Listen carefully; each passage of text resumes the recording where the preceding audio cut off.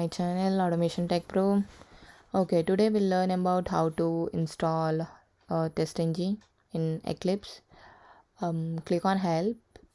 So I hope everyone has Eclipse installed in your machine. Okay, so you see this help button. Click on help and Eclipse. There's a option. There's a button called Eclipse Marketplace. Click on this and you see this pop up and search for the TestNG. And so in my system, so TestNG is already installed. If not, you'll get button something like this and you can click on install. So let me just go inside this.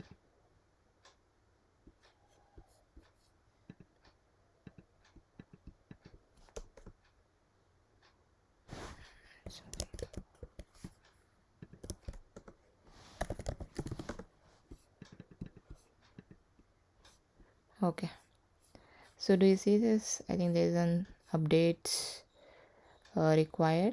So let me just update the TestNG. Finished.